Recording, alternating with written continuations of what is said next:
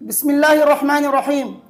نماز فجر کی پابندی کرنے والے کے لیے 10 بشارتیں نبی کریم صلی اللہ علیہ وسلم نے بیان کی ہیں، تو آج میں وہ 10 بشارتیں آپ کو سناتا ہوں۔ ویڈیو کو آخر تک دیکھیے اور اپنے دوستوں کے ساتھ اس کو لازمی شیئر کیجیے۔ دیکھیے، جو شخص نماز فجر کی پابندی کرتا ہے اس کے لیے 10 بشارتیں ہیں۔ اب ان 10 بشارتوں کو سننے کے بعد بھی اگر کوئی شخص نماز فجر نہیں پڑھتا اور سوتا رہتا ہے تو اس سے بدبخت اور بدنصیب شخص اور کوئی نہیں ہے۔ وہ شخص بدنصیب ہے جو ان بشارتوں کو سننے کے بعد بھی یا ان بشارتوں کے پڑھنے کے بعد وہ سوتا رہتا ہے اور صبح نماز فجر کے لیے نہیں اٹھتا، نماز فجر نہیں پڑھتا ہے۔ تو چلیے شروع کرتے ہیں کہ وہ 10 بشارتیں کیا کیا ہیں۔ چونکہ یہ 10 بشارتیں زیادہ طویل ہیں تو اس لیے آپ کے سامنے میں پڑھ کے سناتا ہوں۔ سب سے پہلی بشارت جو ہے وہ یہ ہے کہ قیامت کے دن اس کو مکمل نور حاصل ہو جائے گا۔ قیامت کے دن اللہ تبارک و تعالی فجر کی نماز پڑھنے والے کے لیے ایک نور عطا فرمائیں گے، کیونکہ نبی کریم صلی اللہ علیہ وسلم نے فرمایا بشر المشائین فی الظلم الی المساجد بالنور التام یوم القیامہ او کما قال صلی اللہ علیہ وسلم۔ یہ ابو داؤد شریف کی حدیث ہے، حدیث نمبر 561 ہے۔ نبی کریم صلی اللہ علیہ وسلم فرماتے ہیں تاریکیوں میں پیدل چل کر مسجد جانے والوں کو قیامت کے دن مکمل نور کی بشارت سناؤ۔ دوسری خوشخبری کیا ہے؟ دوسری خوشخبری یہ ہے کہ فجر کی جو 2 رکعت سنت مؤکدہ ہم پڑھتے ہیں، یہ 2 رکعت سنت مؤکدہ دنیا اور دنیا کے اندر جتنی بھی چیزیں ہیں ان سب چیزوں سے بہتر ہے، افضل ہے، کیونکہ نبی کریم صلی اللہ علیہ وسلم نے فرمایا رکعت الفجر خیر من الدنیا وما فیہا۔ فجر کی جو 2 رکعت سنت مؤکدہ ہے یہ دنیا اور ما فیہا سے بہتر ہے۔ تو یہ دوسری خوشخبری ہوئی۔ اور تیسری خوشخبری یہ ہے کہ مسجد کی طرف جب آپ پیدل چلتے ہیں تو اس سے آپ کو ہر قدم کے اوپر نیکیاں ملتی ہے، کیونکہ نبی کریم صلی اللہ علیہ وسلم نے فرمایا جو بندہ اپنے گھر سے مسجد کے لیے نکلتا ہے اس کے ہر ایک قدم کے اوپر 10 نیکیاں لکھی جاتی ہے، اور مسجد میں پھر بیٹھ کر نماز کا انتظار کرتا ہے تو اس کا یہ انتظار کرنا بھی نماز میں شمار ہوگا، گویا کہ وہ مسلسل نماز پڑھ رہا ہے یہاں تک کہ وہ اپنے گھر واپس لوٹ جائے۔ تو اس سے معلوم ہوا کہ جب بندہ نماز کے لیے پیدل چلتا ہے تو ہر قدم کے اوپر 10 نیکیاں لکھی جاتی ہے، اور ایک دوسری حدیث میں ہے کہ 10 گناہ معاف ہوتے ہیں، 10 درجے بلند ہوتے ہیں۔ بہرحال ہر قدم کے اوپر 10 نیکیاں ملتے ہیں۔ اور اسی طرح جب وہ جا کر مسجد میں سنتیں پڑھ کر پھر فرضوں کے لیے انتظار میں بیٹھتا ہے تو یہ انتظار میں بیٹھنا بھی اس کا نماز پڑھنے میں شمار ہوگا۔ جب تک وہ اپنے گھر نہیں لوٹے گا تب تک وہ مسلسل گویا کہ نماز پڑھنے والا ہوگا۔ اور چوتھی بشارت یعنی چوتھی خوشخبری کیا ہے کہ نماز فجر میں فرشتے حاضر ہوتے ہیں، کیونکہ اللہ تبارک و تعالیٰ نے فرمایا اقم الصلاۃ لدلوک الشمس الی غسق اللیل وقرآن الفجر ان قرآن الفجر کان مشہودا۔ اللہ تبارک و تعالیٰ فرماتے ہیں کہ نماز کو قائم کرو آفتاب کے ڈلنے سے لے کر رات کی تاریکی تک، اور فجر کا جو قرآن پڑھنا ہے یقیناً فجر کے وقت قرآن کا پڑھنا یہ حاضر کیا گیا ہے۔ اور پانچویں بشارت، پانچویں خوشخبری کیا ہے؟ جہنم سے نجات۔ جہنم سے آپ کو چھٹکارا ملے گا۔ جو شخص فجر کی نماز جماعت کے ساتھ پڑھتا ہے تو اللہ تبارک و تعالیٰ اس کو جہنم سے نجات عطا فرماتے ہیں، کیونکہ نبی کریم صلی اللہ علیہ وسلم نے فرمایا ہے، مسلم شریف کی حدیث ہے، حدیث نمبر 634 ہے غالباً، فرماتے ہیں کہ لن یلج النار احد صلی قبل طلوع الشمس وقبل غروبها یعنی الفجر والعصر۔ نبی کریم صلی اللہ علیہ وسلم نے فرمایا کہ ہرگز وہ شخص جہنم میں داخل نہیں ہوگا جو طلوع شمس سے پہلے نماز پڑھے اور غروب شمس سے پہلے نماز پڑھے، یعنی فجر کی نماز پڑھتا ہو اور عصر کی نماز پڑھتا ہو، تو یہ شخص جو ہے جہنم میں داخل ہرگز نہیں ہوگا۔ یہ نبی کریم صلی اللہ علیہ وسلم کی حدیث ہے۔ اور چھٹی بشارت کیا ہے؟ وہ ہے اللہ تبارک و تعالیٰ کا دیدار۔ اللہ کا دیدار آپ کو نصیب ہو جائے گا۔ جو شخص فجر کی نماز جماعت کے ساتھ پڑھتا ہے اللہ تبارک و تعالیٰ اسے اپنا دیدار کراتے ہیں۔ جریر بن عبداللہ رضی اللہ تعالیٰ عنہ فرماتے ہیں کہ ہم نبی کریم صلی اللہ علیہ وسلم کی خدمت میں حاضر تھے۔ آپ صلی اللہ علیہ وسلم نے چاند کی طرف نظر اٹھائی جو 14ویں رات کا تھا، پھر فرمایا کہ تم لوگ بے ٹوک اپنے رب کو اسی طرح دیکھو گے جیسے اس چاند کو دیکھ رہے ہو۔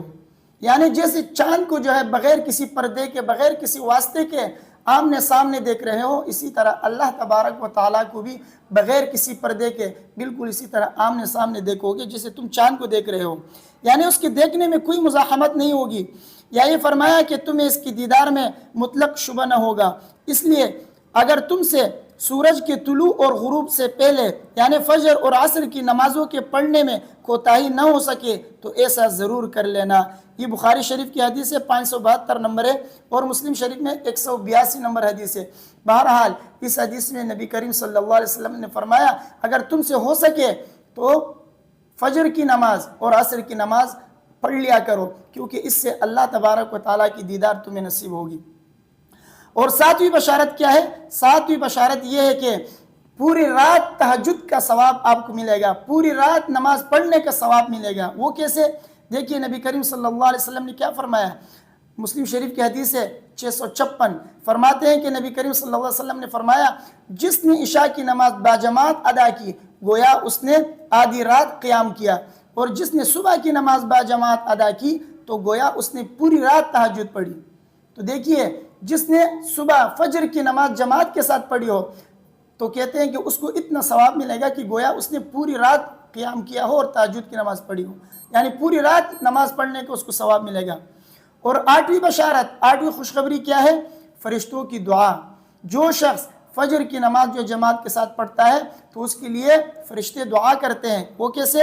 دیکھیے نبی کریم صلی اللہ علیہ وسلم کی حدیث ہے مسند احمد میں، حدیث نمبر 1251، فرماتے ہیں نبی کریم صلی اللہ علیہ وسلم نے فرمایا جو شخص فجر کی نماز پڑھنے کے بعد اپنے جائے نماز پر بیٹھا رہا تو فرشتے اس کے لیے دعا کرتے ہیں، اور فرشتوں کی دعا یہ ہوتی ہے کہ اے اللہ اس بندے کی مغفرت فرما، اے اللہ اس بندے پر رحم فرما۔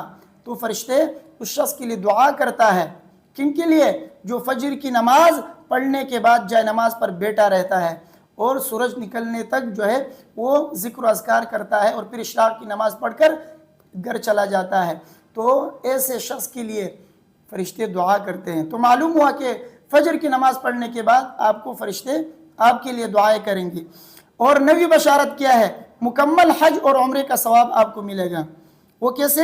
دیکھیے ترمذی شریف کی حدیث ہے، حدیث نمبر 586 ہے غالباً، حضرت نبی کریم صلی اللہ علیہ وسلم نے فرمایا من صلی الغداۃ فی جماعت ثم قعد یذکر اللہ حتی تطلع الشمس ثم صلی رکعتین كانت له كأجر حجة وعمرة تامة او کما قال صلی اللہ علیہ وسلم۔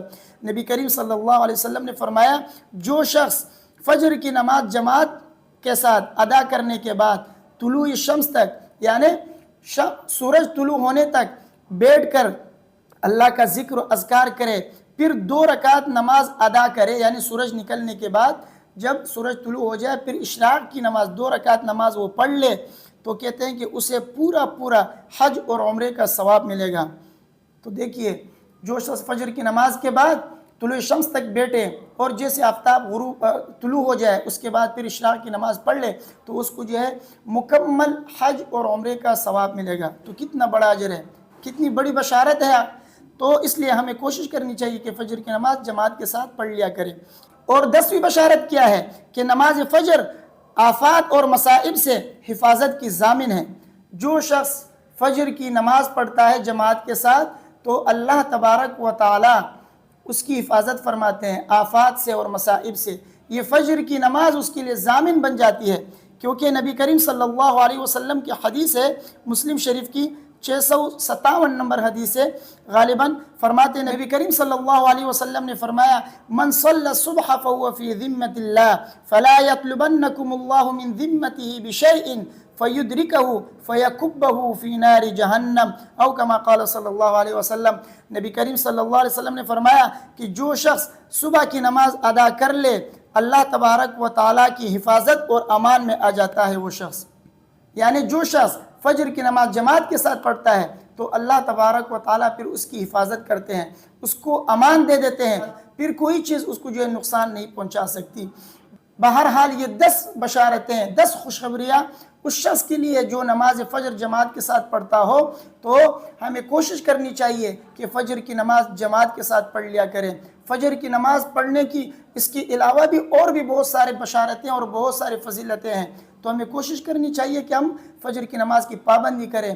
اتنی بشارتیں سننے کے بعد بھی، اتنی خوشخبریاں اور فجر کی نماز کی فضیلتیں سننے کے بعد بھی اگر ہم فجر کی نماز کی پابندی نہیں کریں گے، فجر کی نماز کے لیے اگر ہم نہیں اٹھیں گے، تو یہ ہماری بد نصیبی نہیں ہے تو اور کیا ہے۔